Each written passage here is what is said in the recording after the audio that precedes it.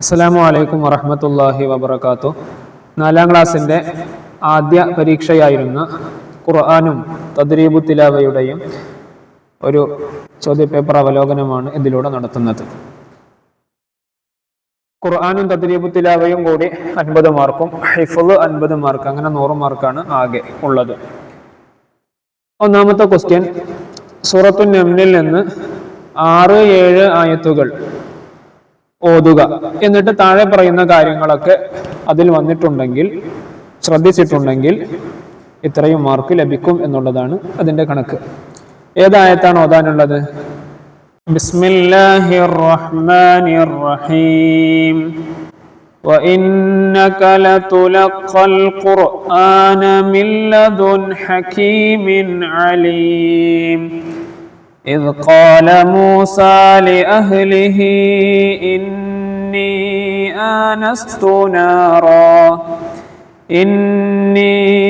آنَسْتُ نَارًا سَآتِيكُم مِّنْهَا بِخَبَرٍ أَوْ آتِيكُم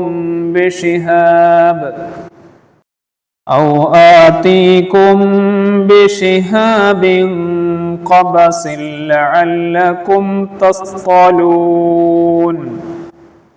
ഇവിടെ അക്ഷരശുദ്ധിയോടെ ഇടർച്ചയില്ലാതെ പാരായണം ചെയ്താൽ 18 മാർക്ക് കിട്ടും. അതുപോലെ അതിൽ വന്ന ഇസ്തിഅലാഇന്റെ അക്ഷരങ്ങൾ കറക്റ്റായിട്ട് ഉച്ചരിച്ചിട്ടുണ്ടെങ്കിൽ, ഇസ്തിഅലാഇന്റെ അക്ഷരങ്ങൾ ഏതാ? സ്വാദ്, അതുപോലെ തോ, അതെല്ലാം ഇസ്തിഅലാഇന്റെ അക്ഷരങ്ങളാണ്. അങ്ങനത്തെ ഇസ്തിഅലാഇന്റെ അക്ഷരങ്ങൾ കറക്റ്റായിട്ട് ഉച്ചരിച്ചിട്ടുണ്ടെങ്കിൽ അതിന് 3 മാർക്ക്. അതുപോലെ സാക്കിനായ മീമിന്റെ ഇദ്ഗാമിന്, ഇവിടെ സാക്കിനായ മീമിന്റെ ഇദ്ഗാം എവിടെ വരുന്നത്? 2ാമത്തെ ആയത്തിൽ ഇന്നി ആനസ്തു നാറൻ സആതീകും മിൻഹ, അവിടെ മീമിന് ശേഷം മീമ് വന്ന് ഇദ്ഗാം. അങ്ങനെ ചെയ്തിട്ടുണ്ടെങ്കിൽ, മണിച്ച് ഓതിയിട്ടുണ്ടെങ്കിൽ അവിടെ 3 മാർക്ക്. അതുപോലെ സാക്കിനായ മീമിന്റെ ഇഖ്ഫാഇന്, മീമിന് ശേഷം ഇഖ്ഫ എവിടെയാണ് വരുന്നത്? 2ാമത്തെ ആയത്തിൽ തന്നെ.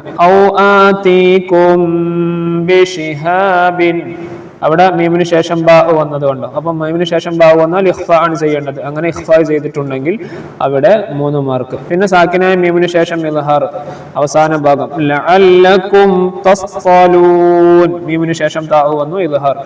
ഇതെല്ലാം പാലിച്ചിട്ടുണ്ടെങ്കിൽ അത്രയും മാർക്ക് അവിടെ ലഭിക്കുന്നതാണ്. ഇനി അടുത്ത ക്വസ്റ്റ്യൻ, ശരി അടയാളപ്പെടുത്താം. സാക്കിനായ മീമിന്റെ വിധികൾ. താഴെ ആയത്തുകളുടെ ഭാഗം തന്നിട്ടുണ്ട്, അതിൽ നിന്ന് പറയുന്ന ഏത് നിയമമാണ് അവിടെ ഉള്ളത് എന്ന് എഴുതുക. ഒന്നാമത്തത് ഇൻ കുൻതും മൂഖിനീൻ.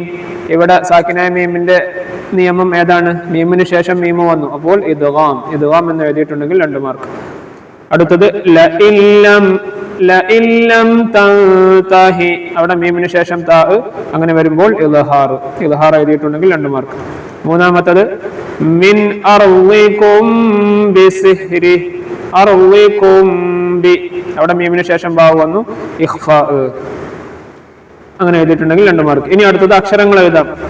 മിൻ അഖ്സൽ മദീന, ഇവിടെ ഹുറൂഫുൽ കൽക്കലത്തിന്റെ അർഫുകൾ ഏതൊക്കെയാന്ന് എഴുതുക. ഈ ആയത്തിൽ വന്നത് ഖാഫ് ഉണ്ട്, അതുപോലെ ദാൽ ഉണ്ട്. ഇത് രണ്ടും കൽക്കലത്തിന്റെ അക്ഷരങ്ങളാണ്.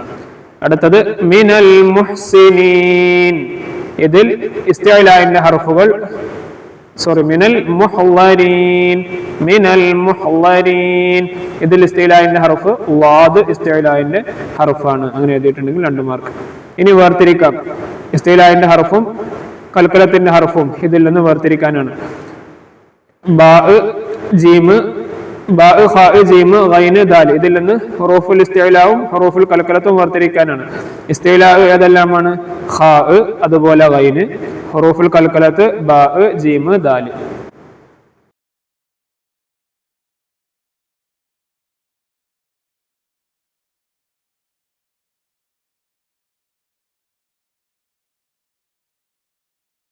ഇനി അടുത്തത് ഹിഫ്ള് സൂറത്തുൽ അഅല, സബ്ഹിസ്മ റബ്ബിക്കൽ അഅല എന്നുള്ള സൂറത്തിന്റെ തുടക്കം മുതൽ 7 ആയത്തുകൾ ഓതിയിട്ടുണ്ടെങ്കിൽ 22 മാർക്ക്. സൂറത്തുൽ അലഖ് അതിന്റെ 6 മുതൽ 13 ആയത്തുകൾ വരെ ഓതിയിട്ടുണ്ടെങ്കിൽ 22 മാർക്ക്. പിന്നെ നമ്മൾ തദ്രീബ് തിലാവയിൽ പഠിച്ച റബ്ബനാ ആമന്നാ ഫഗ്ഫിർ ലനാ വർഹംനാ വഅൻത ഖൈറുർ റാഹിമീൻ അത് ചൊല്ലി കൊടുത്തിട്ടുണ്ടെങ്കിൽ 6 മാർക്ക്. ഇതാണ് തദ്രീബു തിലാവയും ഖുർആനും ഹിഫ്ളും ഒക്കെ 4ാം ക്ലാസ്സിന്റെ ഒരു ചോദ്യപേപ്പർ അവലോകനം. അസ്സലാമു അലൈക്കും വറഹ്മത്തുള്ളാഹി വബറകാതുഹു.